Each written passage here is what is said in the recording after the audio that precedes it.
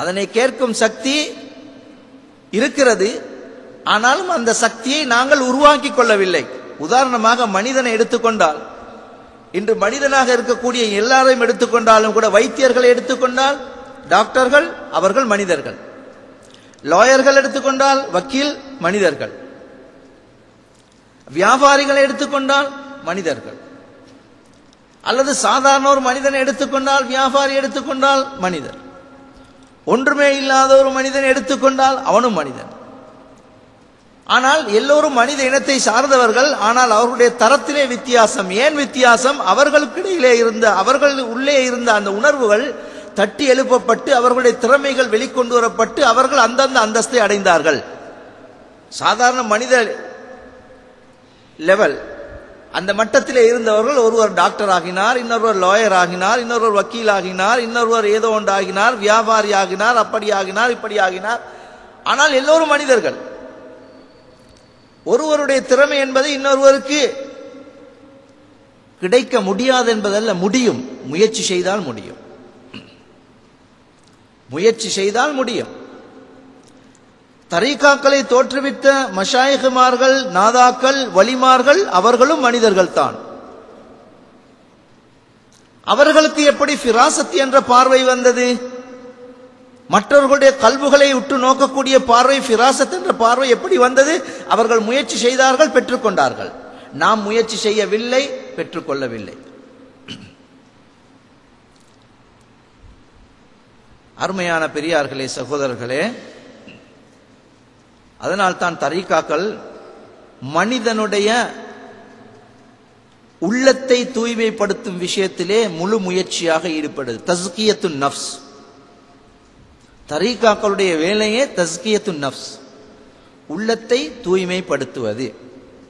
ஏன் உள்ளத்தை தூய்மைப்படுத்த வேண்டும்? ஏன் உள்ளத்தை தூய்மைப்படுத்த வேண்டும்? உள்ளம் என்பது கல்புல் முஃமின் அர்ஷுல்லாஹ்.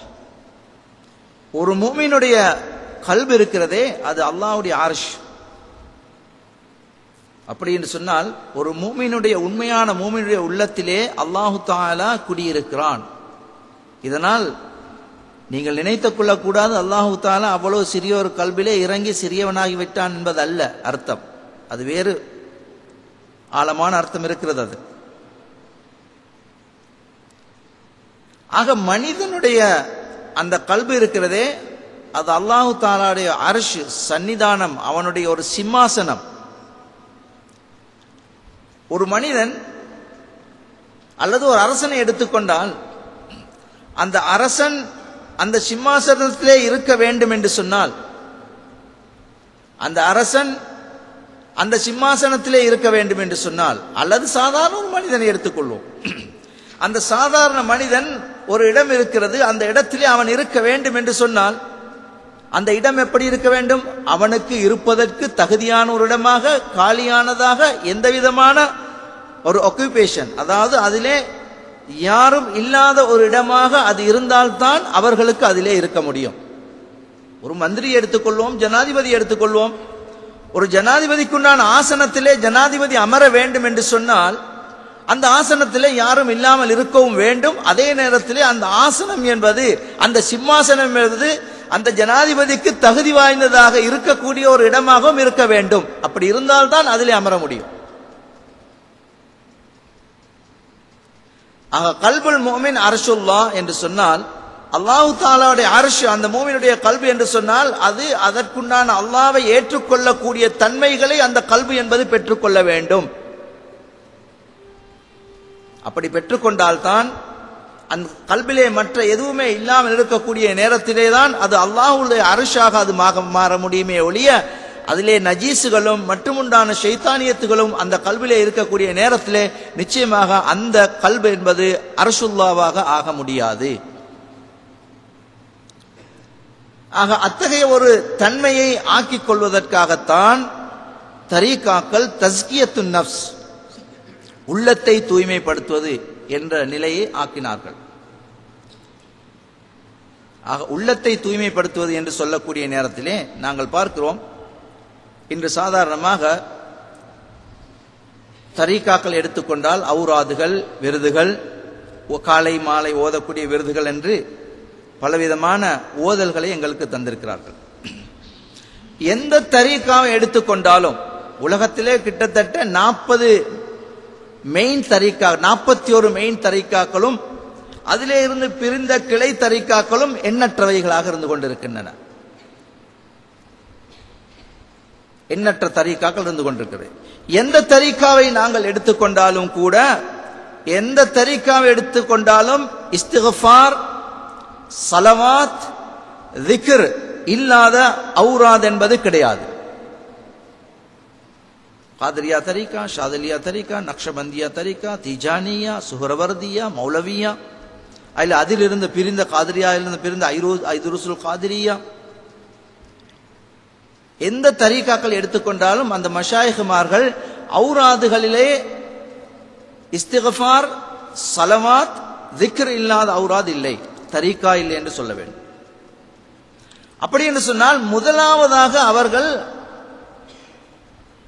ஆரம்பமாக அந்த அவுராதுகளில் வைத்திருப்பதுதான் இஸ்திக்ஃபார். ஏன் இஸ்திக்ஃபாரை வைத்தார்கள்? ஸலவாத்தை இரண்டாவது வைத்தார்கள், மூன்றாவது திக்ரை வைத்தார்கள். நாம் பாவம் செய்யக்கூடியவர்கள், அல்லாஹ்வுடைய அர்ஷாக எங்களுடைய கல்பை ஆக்கிக் கொள்ள வேண்டும் என்பதற்காக முதலாவதாக எங்களுடைய கல்பை தூய்மைப்படுத்த வேண்டும், பாவத்தை விட்டு அகற்றிக் கொள்ள வேண்டும் என்பதற்காக ஆரம்பத்திலே இஸ்திக்ஃபாரை வைத்தார்கள். எப்படி வைத்தார்கள் இஸ்திக்ஃபார்கள்? அவர்கள் நினைத்தபடியா வைத்தார்கள்? இல்லை. குர்ஆனுடைய ஆதாரத்தை கொண்டு, அருமை ரசூலுல்லாஹி ஸல்லல்லாஹு அலைஹி வஸல்லம் அவருடைய ஹதீஸுடைய ஆதாரத்தை கொண்டு, அவர்களுடைய செயலின் ஆதாரத்தை கொண்டு இஸ்திக்ஃபாரை வைத்தார்கள். குர்ஆனிலே அல்லாஹ் தஆலா சொல்லுகிறான், சில நபிமார்களுடைய சம்பவங்களை சொல்லக்கூடிய நேரத்திலே அவர்கள் இரவு பகலாக அழைத்தார்கள், அவர்களுக்கு அதற்கு பதில் சொல்லவில்லை. அவர்கள் கஷ்டம் வந்தது, அவர்களுடைய பொருளிலே நஷ்டம் வந்தது, அவர்களுக்கு மழை இல்லை, அவருடைய விவசாயங்கள் அழிந்தன, அவர்களுடைய உயிர்கள் சேதம் வந்தது. அல்லாஹ்விடத்திலே முறையிட்டார்கள். அந்த நேரத்தில் சொன்னார்கள், வகுல் துஸ்தக்ஃபிரு ரப்பக்கும் இன்னஹு கான கஃபாரா யுர்சிலிஸ் ஸமா அலைக்கும் மித்ராரா வயும்திதுக்கும் பி அம்வாலின் வபனீன். இஸ்திக்ஃபார் செய்யுங்கள். உங்களுடைய பொருள் அழிகிறதா? இஸ்திக்ஃபார் செய்யுங்கள். உங்களுடைய உயிர் சேதம் நடக்கிறதா? இஸ்திக்ஃபார் செய்யுங்கள். உங்களுடைய விவசாயம் அழிகிறதா? இஸ்திக்ஃபார் செய்யுங்கள். ஏன்? உங்களிலே இருந்து ஏற்படக்கூடிய சிறிய சிறிய தவறுகளின் காரணமாக இந்த நஷ்டம் உங்களுக்கு வருகின்றது. இன்னஹு கான கஃபாரா, நிச்சயமாக அவன் உங்களுடைய பாவங்களை மன்னிக்க கூடியவனாக இருந்து கொண்டிருக்கின்றான். யுர்சிலிஸ் ஸமா அலைக்கும் மித்ராரா, மழை இல்லையா? இஸ்திக்ஃபார் செய்யுங்கள். வானத்திலிருந்து அல்லாஹ் மழையை பொழிவிப்பான். மழை இல்லையே மழை இல்லையே என்று அழுகிறீர்கள், பாவத்தை செய்து கொண்டிருக்கிறோம். அல்லாஹ் சொல்லுகின்றான், இஸ்திக்ஃபார் செய்யுங்கள், மழை வரும். வயும்திதுக்கும் பி அம்வாலின் வபனீன், இன்னும் உங்களுக்கு உங்களுடைய பொருள் நஷ்டம் ஏற்படுகிறதா? இஸ்திக்ஃபார் செய்யுங்கள், அந்த பொருளை அல்லாஹ் உங்களுக்கு மீட்டி தருவான். உங்களிலே உயிர் நஷ்டம் ஏற்படுகின்றதா? இஸ்திக்ஃபார் செய்யுங்கள், அல்லாஹ் அதனை ஏற்று தருவான்.